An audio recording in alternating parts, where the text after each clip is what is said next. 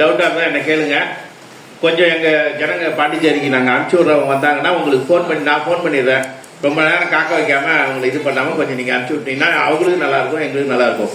இந்த தருணத்தில் வந்த அவர்களை பள்ளியின் சார்பாக வாழ்த்துக்களையும் பாராட்டுதலையும் தெரிவித்துக் கொண்டு, ஐயா கொஞ்சம் வாங்க.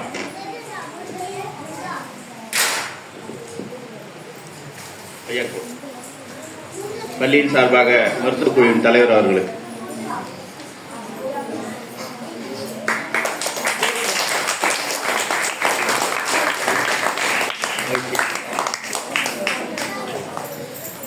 அடுத்து நேற்று வாட்ஸ்அப்பில் தான் மெசேஜ் பண்ணேன், பள்ளிக்கூடத்துக்கு வந்துருக்கு. ஏன்னா இப்போல்லாம் அதிகாரிகளோட நிலைமை என்னன்னு சொல்கிறதுக்கு எங்களோட நிலைமையே அப்படி தான் இருக்குது. எந்த நேரத்தில் எந்த வேலை வரும்னே தெரியல.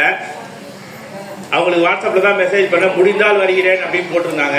ட்ரை அப்படின்னு போட்டாங்க, முடிந்தால் கூட சொல்ல வந்துருக்கிறாங்க. நிறைய தடவை பார்த்துருப்பீங்க. அவர்களை உரையாற்றுமாறு அன்போடு கேட்டுக்கொள்கிறேன். புவனகிரி வட்டார கல்வி அலுவலர் செல்வி அவர்கள்.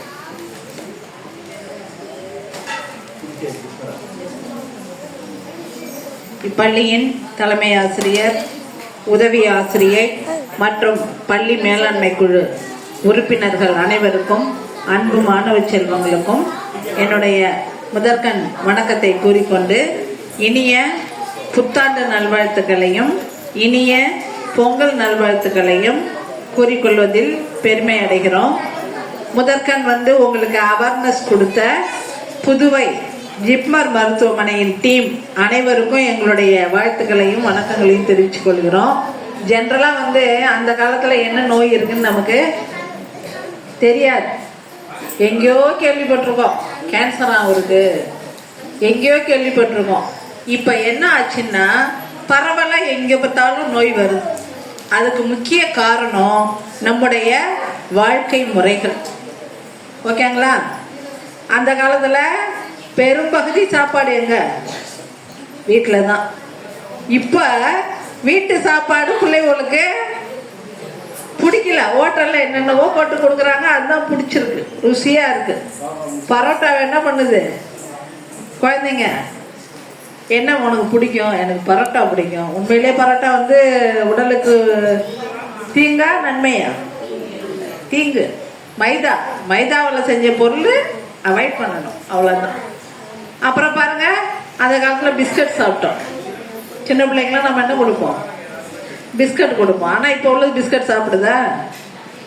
சாக்லேட்டு இந்த பாக்கெட்டில் அடைச்சி அப்படியே காற்று அப்படியே ஜம்முன்னு அவங்களுக்காண்டி அடைச்சி வச்சுருக்காங்க. நம்ம கடையில் போய் பாருங்கள், பாக்கெட் அப்படியே தத்த பெருசாக அப்படியே பெருசு அப்படியே கலர் கலராக என்னென்னவோ கம்பெனிலாம் இருக்குது. இதை நீங்கள் வாங்கிறத இந்த குழந்தைங்களுக்கு, ஏன்னா வருமுன் காப்போம். நாமளா கொஞ்சம் வளர்ந்துட்டோம், பரவாயில்ல. 20 வயசுலேருந்து நாம் 40, பெரும்போது உங்களை பார்த்தா ஒரு 35 to 40 வயசுக்குள்ளார தான் இருக்கீங்க. சரி, நம்ம பாதி வாழ்க்கைக்கு வந்திருக்கோம். இந்த வளரும் பருவம் என்ன இப்போதான் ஆரம்பிக்குது வாழ்க்கையை. அதுங்களுக்கு நல்ல கல்வி முறையை, நல்ல ஊட்டச்சத்தை, நல்ல உணவு முறைகளை, நல்ல பழக்க வழக்கங்களை நாம இந்த தமிழர் திருநாள் இப்போ கொண்டாட போறோம் இல்லையா? இன்னைக்கு தமிழர் திருநாள் தான் கொண்டாடிக்கிட்டு இருக்கோம். பொங்கல் அட்வான்ஸ் வாழ்த்துக்கெல்லாம் பள்ளியினுடைய தலைமை ஆசிரியரும் உதவி ஆசிரியரும் ஏற்பாடு பண்ணியிருக்காங்க. சிறப்பாக பண்ணிக்கிட்டு இருக்கோம். நம்ம பாரம்பரியமா அந்த புத்தரிசியை எடுத்து புது பானையில் பொங்கலிட்டு சர்க்கரை போட்டு அது சாப்பிட்றோம் இல்லைங்களா?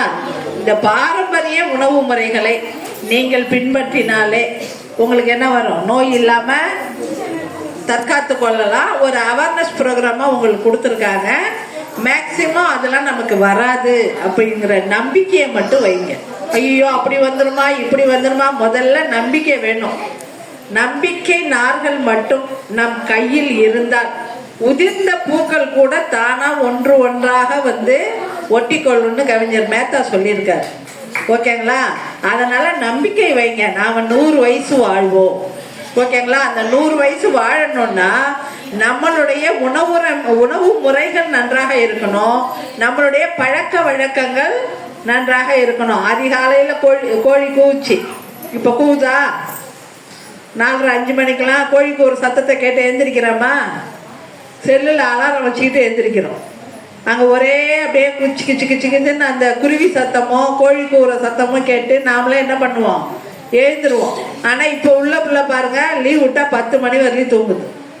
பாத்தீங்களா? பாருங்க, சார் சொல்றாரு எங்க பசங்க எல்லாம் காலையில எழுந்துச்சு 5 மணிக்கு மிஸ்டு கால் கொடுக்குதுங்களாம். பரவாயில்ல. அப்ப ஆர்வமா அதிகாலையில் எழ வேண்டும். ஓகேங்களா? அதிகாலையில எழுந்து சுறுசுறுப்பா நம் வேலைகளை முடித்து விட்டு குறித்த காலத்தில் உணவு உண்டு, குறித்த காலத்தில் பள்ளிக்கு சென்று பள்ளியில் படிக்க வேண்டிய பாடங்களை அன்னன்னைக்கு படிச்சுட்டு ஈவினிங் வந்து பேரண்ட்ஸ் உங்களுடைய சப்போர்ட்ல பார்த்தா சார் அடிக்கடி வீடியோ அனுப்பிச்சிருக்காரு, வாட்ஸ்அப் அனுப்புறாரு. ஏன்னா ஓப்பன் சேலஞ்சில் உங்கள் ஸ்கூல் பேரை சார் கொடுத்துருக்காரு. ஓப்பன் சேலஞ்சுனா என்னன்னு சொல்லியிருப்பாங்கன்னு நினைக்கிறேன். எங்கள் பள்ளிக்கூடத்தில் அனைத்து மாணவர்களும் 1வதுலேருந்து 5வது வரலையும் உள்ள அனைத்து மாணவர்களும் எல்லா பாடத்தையும் படிப்பார்கள். நீங்கள் வேணா வாங்க வந்து செக் பண்ணுங்க. இதுதான் ஓப்பன் சேலஞ்ச். ஓகேங்களா? சார் கொடுத்துட்டாரு. இப்போ பெற்றோர் உங்கள்கிட்ட கேட்குறேன், உங்கள் ஸ்கூலுக்கு அதிகாரிகளாக அழைச்சிட்டு வரலாமா? உங்கள் பிள்ளை எல்லாம் படிக்குமா? படிக்குமா? பெற்றோர் நீங்கள் நல்லா சவுண்டு இல்லையே, படிக்குமா? படிப்பாங்க எல்லா பிள்ளையும். அப்போ ஓப்பன் சேலஞ்ச் கூப்பிட்டுருலாங்களா? Okay, thank you. ஸ்டூடெண்ட் சொல்லுங்க, நீங்கள் எல்லாரும் நல்லா படிப்பீங்களா? எல்லா பாடத்தையும் தமிழ், இங்கிலீஷு, மேத்ஸு எல்லாத்தையுமே நல்லா படிப்பீங்களா? எல்லாரும் படிப்பீங்களா? அப்போ ஓப்பன் சேலஞ்சு கூப்பிட்டுடலாமா? Okay, thank you. முத எங்கள் பிளாக்ல வந்து கேட்டாங்க, அப்போ சார் கொடுத்தாங்க எங்கள் ஸ்கூல் கொடுங்க அப்படின்னு. ஃபர்ஸ்ட் லிஸ்ட்டில் உங்கள் ஸ்கூல் போகல. காரணம் என்னென்னா ஒரு 50க்கு மேலே ஸ்ட்ரென்த் உள்ள பள்ளியை ஃபஸ்ட்டு கேட்டாங்க. ஃபஸ்ட்டு ஒரு 5 ஸ்கூலை கொடுத்துருக்கோம். நேற்று டிஓ பேசும்போது அடுத்து 10 ஸ்கூல் கொடுங்கன்னு இருக்காரு. அதில் கண்டிப்பாக சொக்கன் கொல்லை பள்ளியின் பெயர் வந்து பரிந்துரைக்கப்படும். கண்டிப்பாக இந்த மார்ச் அல்லது ஏப்ரலில் யாராவது வருவாங்க, வந்து செக் பண்ணுவாங்க. எல்லா பிள்ளையும் படித்து உங்கள் பள்ளி வந்து ப்ரைஸை வாங்கணும். அப்படி ப்ரைஸ் வாங்கினா உங்கள் சொக்கன் கொல்லைக்கு பெருமை. ஓகேங்களா? இந்த பள்ளி உங்களால் இந்த பள்ளி வந்து பெருமை அடையணும். அப்போ பெற்றோர்கள் வந்து உறுதுணையாக இருந்து சிறப்பாக உங்கள் மாணவர்களை படிக்க வைங்க. அந்த பரிசை நாம் வெல்லுவோம். அது இல்லாமல் இப்போ கூட சிறப்பாக செய்கிற டீச்சர்ஸுக்கு ப்ரைஸு அறிவிச்சிருக்காங்க. அதில் கூட நல்லா 2 பேருமே நல்லா பண்ணுறாங்க. அதுக்கும் நாங்கள் ரெக்கமெண்ட் பண்ணுறோம். ஆக உங்களுடைய கடமையை சரியாக செய்யுங்கள். அன்பு மாணவ செல்வங்களை படிக்க வைங்க. அவங்களுக்கு அப்படிதான் நம்ம வாழறோம். முதல்ல தன்னம்பிக்கையே நம்மேல் வைத்து அன்பு மாணவ செல்வங்களுக்கு படிப்புக்கு நீங்கள் உற்ற தோழியாக அம்மாவா இருக்கக்கூடாது. டேய் அது படிச்சியா, டேய் இதை படிச்சியான்ட்டு நம்ம நாடகம் பார்க்கக்கூடாது. ஓகேங்களா? உற்ற தோழி. அவன் படிக்கிற நேரத்தில் கண்காணிக்கணும். அவன் முடிச்ச பிறகு இப்போ வந்துடுறான், ஸ்கூலுக்கு வந்துடுறான். காலைல 9 மணிக்கு வந்தவன் சாயங்காலம் 4:10 தான் வீட்டுக்கு வரான். அது வரலையும் உங்கள் டைம் தான். நீங்கள் டிவி வேணாலும் பாருங்கள், வேலை வேணாலும் செய்யுங்க, எது வேணாலும் பண்ணுங்கள்.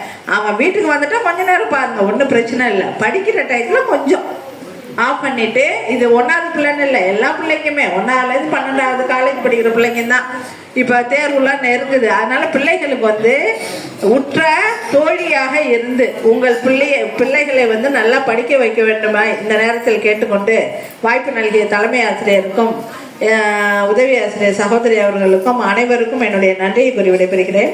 நன்றி, வணக்கம்.